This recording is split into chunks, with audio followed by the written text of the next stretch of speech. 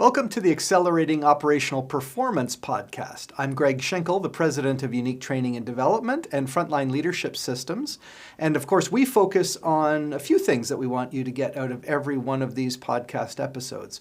We want to help you make things go faster and better in the organization, some of the projects and initiatives that you're working on. We want to help you also with your personal growth and development and basically get more done with less stress and aggravation. So my guest today, I'm really pleased to welcome Ayesha Shah, and she is a people and culture executive, speaker, and author with extensive expertise in fostering creativity and developing empowered leaders. Currently serving as the Vice President of Human Resources for the Corporation of Massey Hall and Roy Thomson Hall.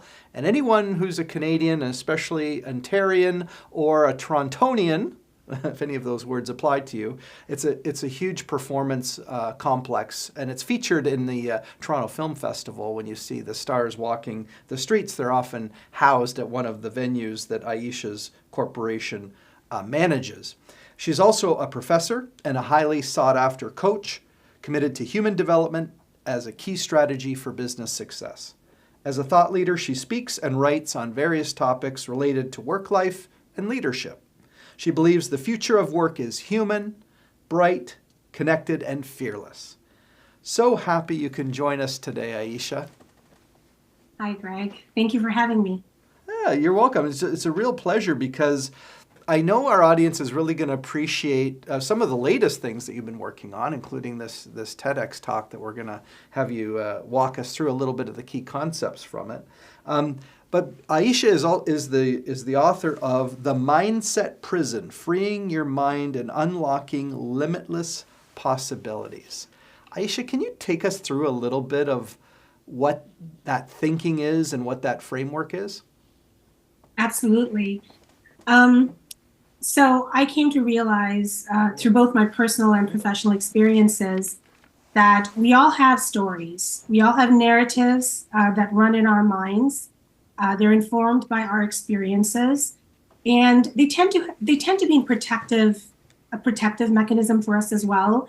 And that can serve a purpose, but it can also become a limiting factor for us. And so I realized that people that are extremely successful in relationships, which is actually a key skill for leadership as well, and so people that are professionally successful as well, and the ones that are really inspiring people tend to have certain qualities and certain views and beliefs about themselves, about the world. And that's what the book is about. It's about helping all of us tap into that, because that's like a boundless reservoir we all have within ourselves. It's resourcefulness, it's compassion, it's clarity. And so my book walks us through sort of being in the the mode that we tend to all fall into, which is an unconsciousness about the narrative in our minds, to really bringing it to our awareness and to becoming very intentional and mindful about what that narrative is and what do we really believe. And where are we coming from? Are we coming from a place of inspiration? Are we coming from a place of fear? And then to be able to work with ourselves to really break through some of those limitations that keep us stuck in certain parts of our lives and certain levels within our lives. And when I first discovered this, it was very challenging because I was like, they say the truth will set you free, but first it'll make you upset. Well, it certainly upset me, but then I realized how empowering it is to realize that we are all capable of, becoming aware of our views and our beliefs and our perspectives, and to not identify them, but to actually be able to mold them and expand them into something that really does serve us well.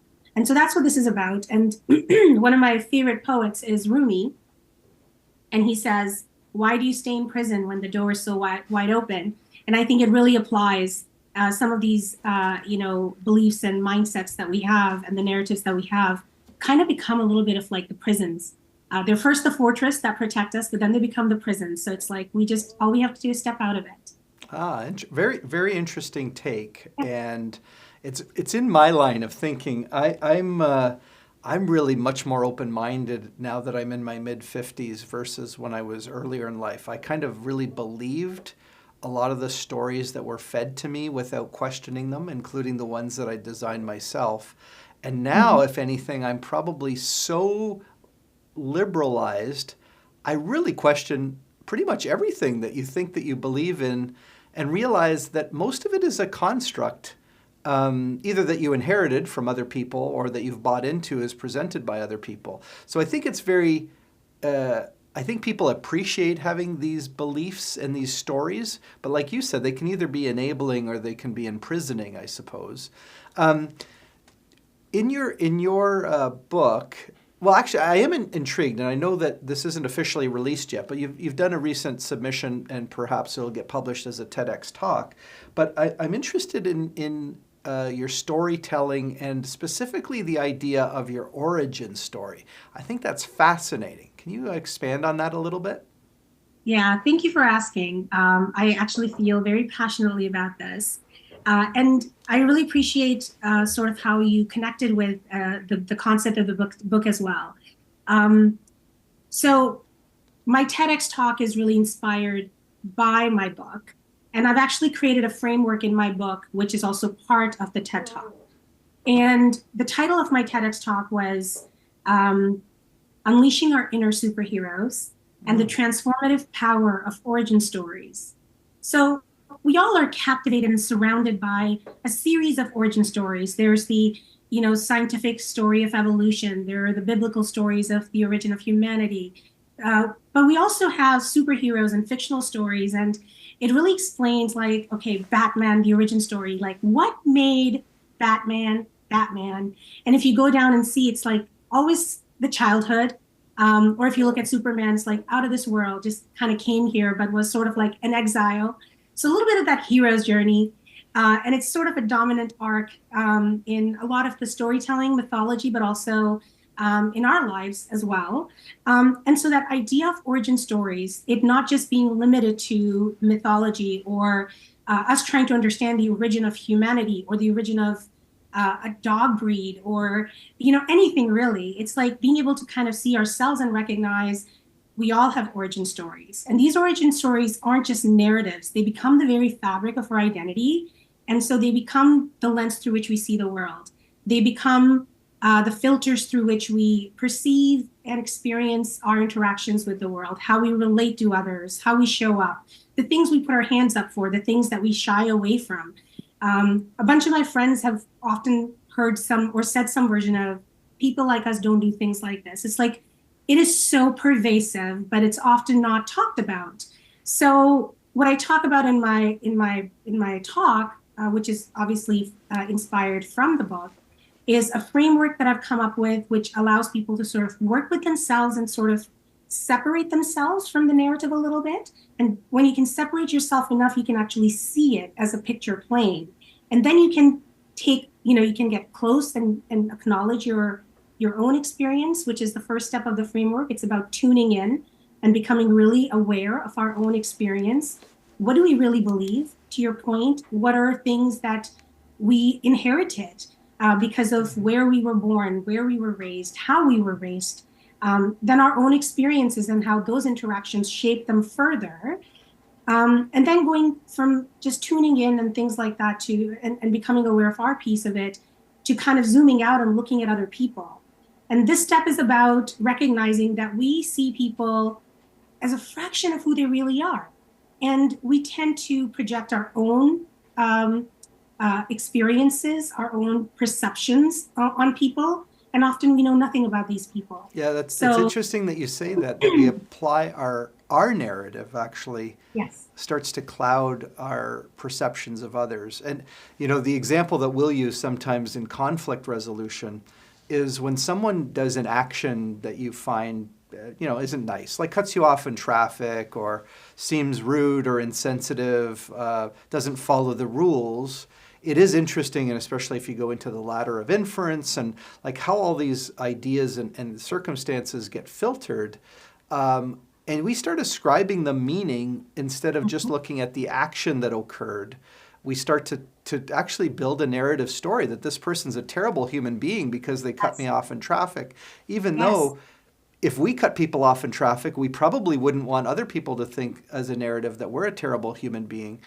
And because that then affects how we react to it and makes it quite inflammatory in most cases, yeah, you've really got to think through the filters of. I would say, though, that human beings have this need to affix narrative. So then it's a question of whether you can adjust the narrative in your mind or an alternate narrative that would be slightly more, well, at least maybe a lot more positive. I don't know what your thoughts are on that. I think you just talked about the next step in the framework.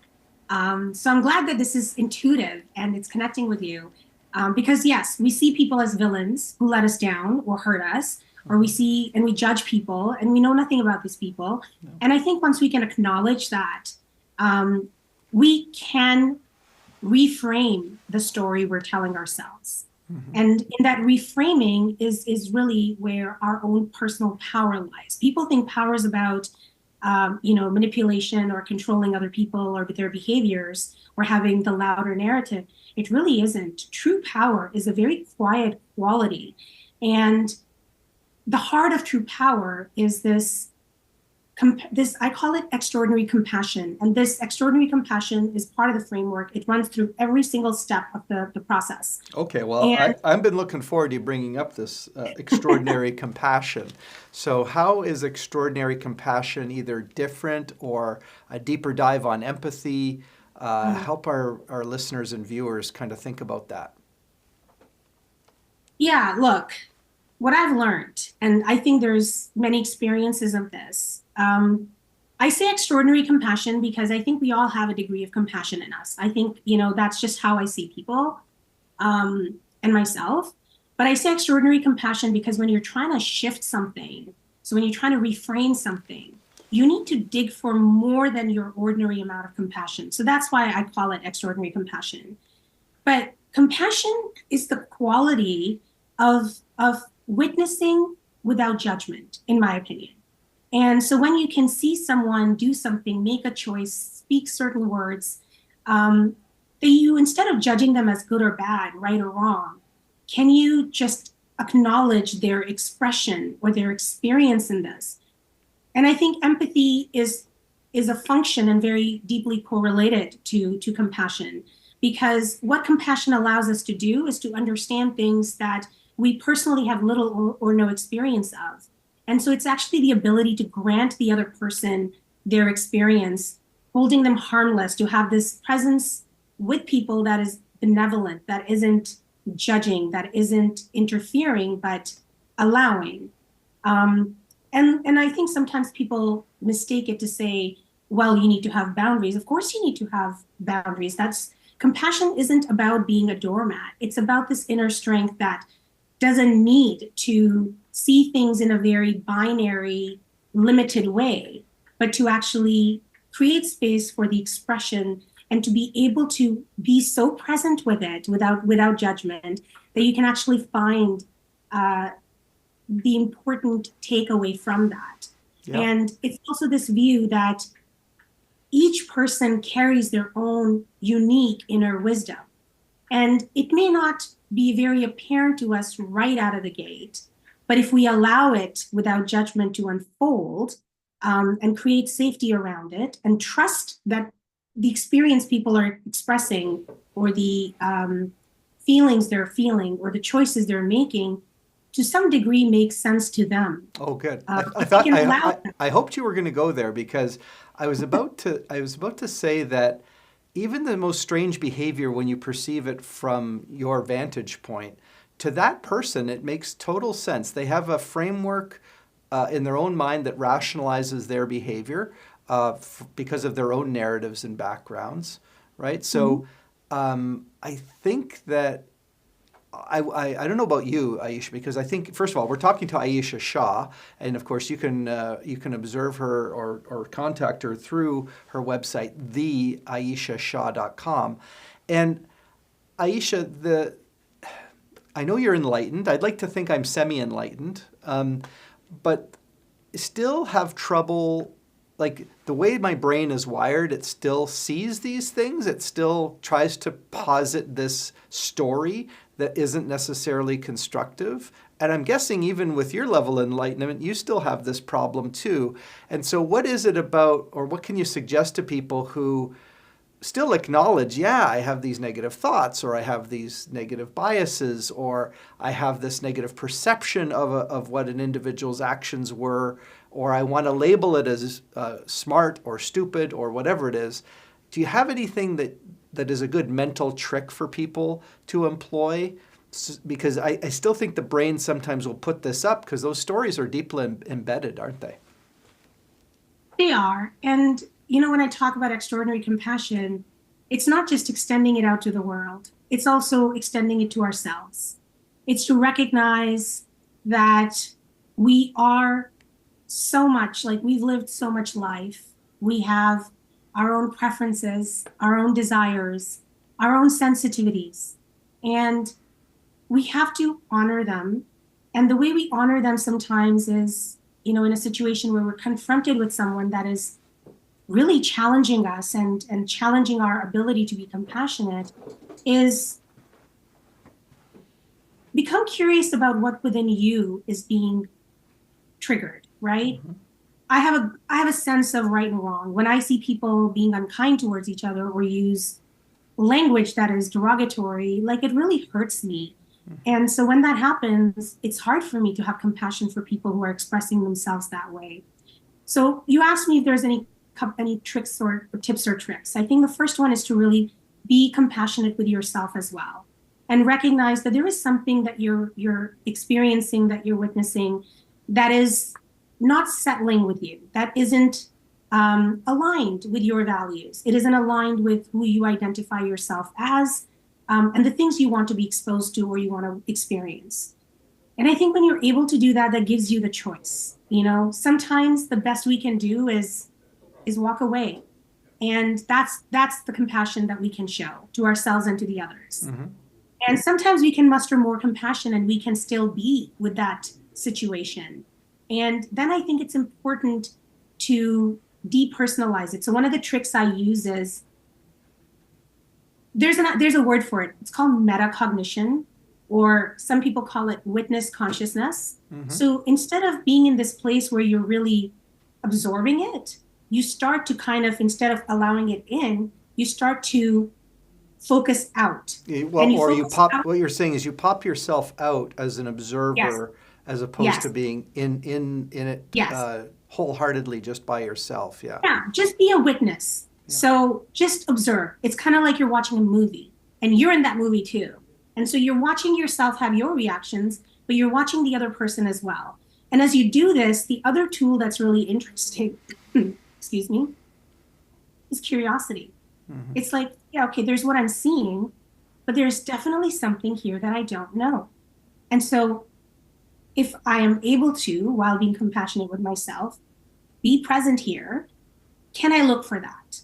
Sometimes it's just watching it, allowing it, letting it happen. And sometimes it's interrupting it with a question. I think a lot of times we interrupt things by saying, don't do that, or, this or that. But that doesn't always bring the other person to a level where they can engage with it. It's just shutting them down, and that can have a different reaction. But by the way, Ayesha, even with yourself, right? Because if I question myself, which is to say, why is this getting me so upset? Or why am I reacting this way to it? Even if you could just occasionally think that way, just to do a little deeper dive onto it. So you're saying you could do that with other people, you can do it with yourself. I know one of the things that seems adjacent to this extraordinary compassion would be intentionality. And mm-hmm. I'm wondering if you could draw the linkage between one and the other, because I would think that there is a linkage between the two. I think the intention is just us being aware of how we're showing up, and what do we want, who do we want to be in the situation. And I think who we want to be in a situation is a different question than what do we want out of a situation. And when we focus on who we want to be in a situation, then being able to show up in that way and being willing to co-create in that situation, I think there's an inner flexibility with it. And if your intention is to present with extraordinary compassion, if it is a high value that you hold dear, then the way that you show up with compassion, I think it just allows you to be more present, listen intently. And when you're listening intently, you're able to pick on things that are subtle, that can give you clues to really helping resolve a conflict, to really helping de-escalate a situation in a way that's actually far more impactful. So to tell someone to stop doing something, and sometimes there's a place for that as well, so don't get me wrong.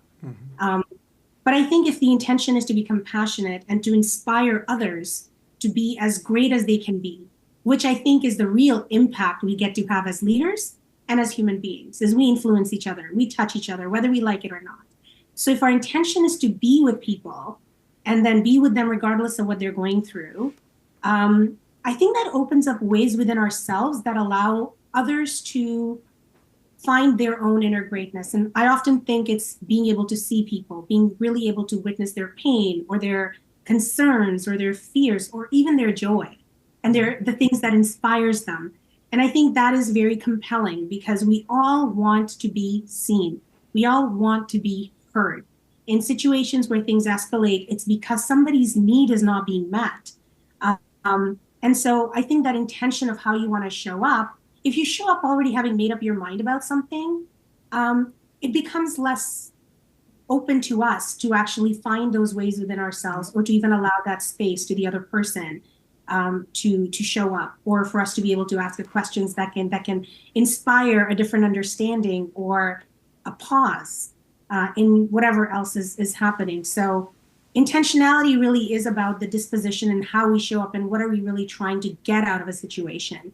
And if it's about being compassionate, being a partner, being a supporter, being a coach, being a friend, then I think that intention of who we want to be really drives how we behave and how we interact in the situation. Yeah, I know. Thanks, Ayesha. One of the things that it struck me lately, although I have to continually remind myself, is to try to start with empathy first in any conversation, is just to see if you can at least acknowledge the other person's situation in that,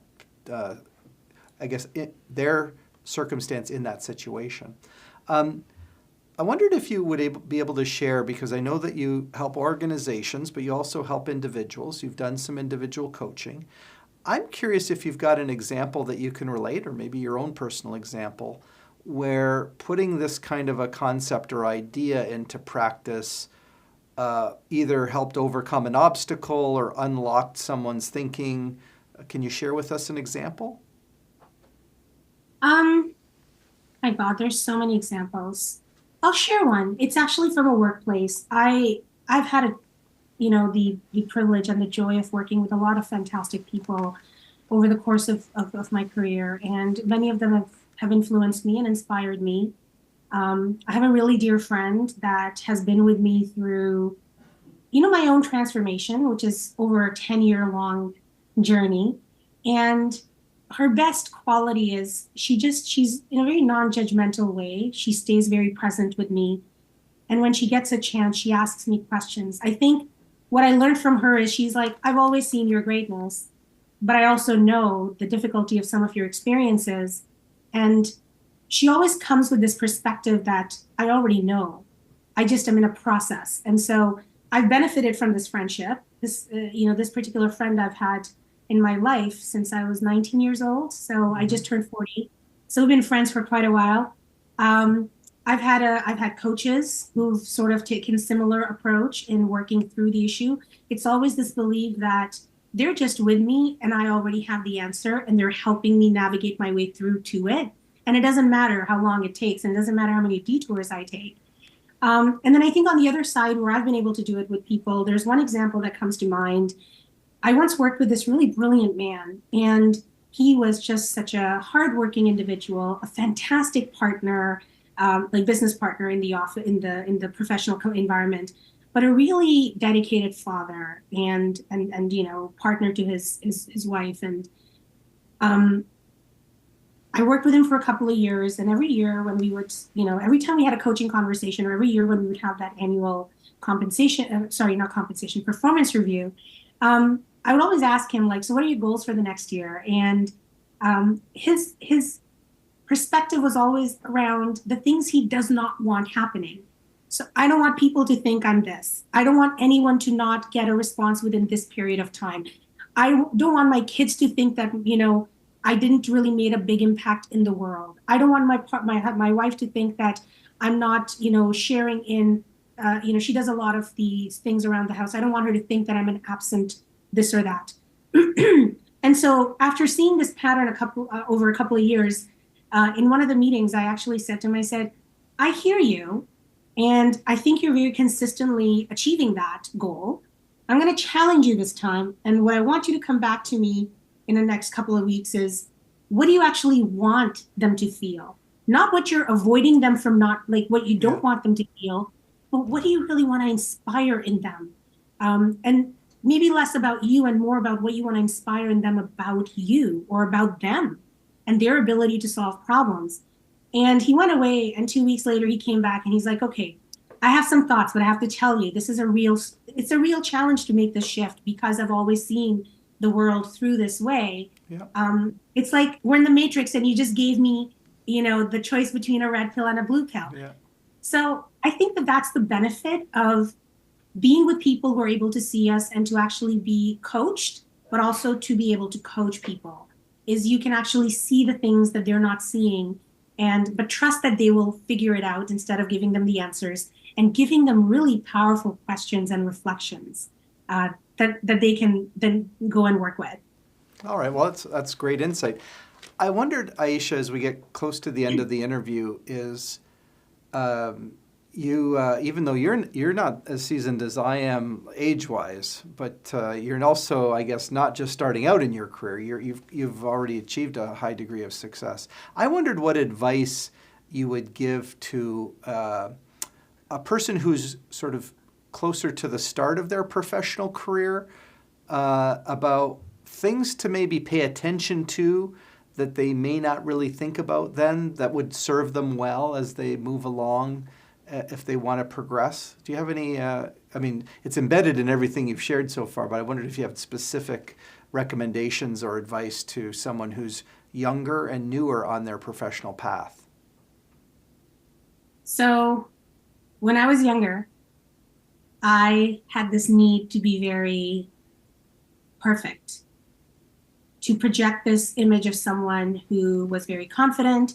And, frankly, I was, because I was really willing to make the effort, do the thing, stay up late, not eat, not sleep, all those things, because I wanted this to be who I was. I really wanted to be somebody that was reliable, that was able to accomplish amazing things, solve complex problems, achieve credentials.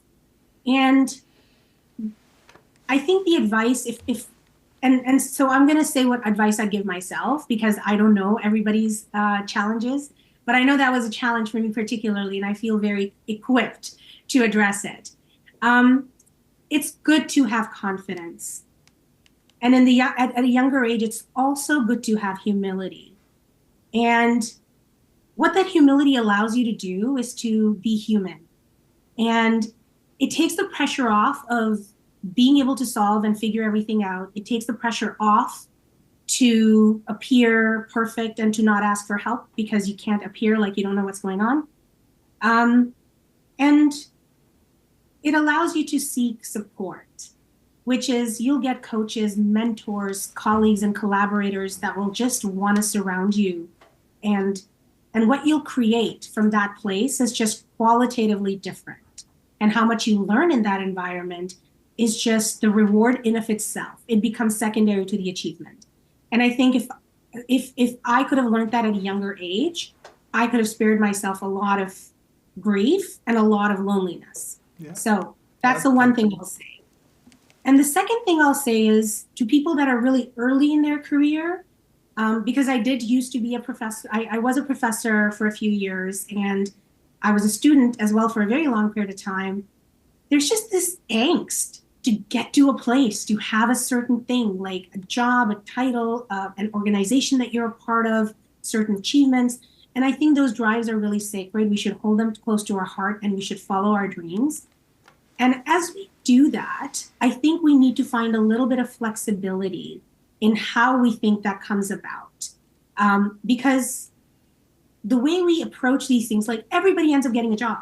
But if you're coming from a place of, I need a job now and I need it to be here, then, that disappointment or that inability to look at other options really puts you on a path where maybe down the road you realize there's other things that you could have been interested in. So it's great to have drive. It's great to know what you want, but leave a little bit of space for what you don't know. And if you do that, you'll create in a way, you'll make choices and you'll create in a way that's not coming from a place of, I just need the next thing, versus the intentionality of what's the quality of this thing that I want? What's the quality of the relationships that I have? The quality of the work that I do, the quality of the life that I have. And if you can hold both of those things together, I think it's just far more powerful. So that would be my advice. Yeah, I think that's good advice. I think, it's funny how when you're very driven, as you're suggesting, how much whatever it is means to you. And yet if you look at most people, what they end up doing is not what they thought that they would be doing at a young age. Or even if they do that, so maybe as a young as a high schooler, you thought, I'm going to become a doctor, and you do become a doctor. But even that doesn't really always is fulfilling in achieving your goals. So it's the life that happens on your way to your supposed goals, and how even a deviation from those goals might end up being better. Because how did you know up front where it is that you needed to end up? You just had a thought about what might work. And that's based on the narrative, really, that you believed in early on, that you set for yourself. So, Ayesha, I just want to say thank you for joining us on the podcast. Again, anyone who wants to learn more about Ayesha could, of course, connect with her on LinkedIn, Ayesha Shah, or visit her website at theayeshashah.com and dig in a little deeper. And then if you start to follow Ayesha's work through LinkedIn or through her website, then you'll be able to see when that storytelling video hopefully gets published. So again, thank you, Ayesha, for, I know you bring a lot of value to the organization that you're working in now, and obviously you've brought a lot of value to people through this podcast. So thank you so much for giving us your time today. Thank you for having me, Greg, and for your own insight and curiosity, and for being present with me and connecting with my work. I really appreciate it. Yeah, good stuff. All right, good stuff. So anyway, I hope that if you've been listening and watching to this episode, that you have a number of things that will at least cause you to reflect on your own thinking, the stories that you believe in, whether those narratives are helping you or not helping you, and whether you can be extraordinarily compassionate or more so in your interactions with others. Again, our podcast exists to help you personally and professionally. And if we can be of any assistance to you or your organization through our frontline leadership training, our management development, and our new site leader development program, please reach out to us. It all starts with a conversation, and you can connect with me at uniquedevelopment.com.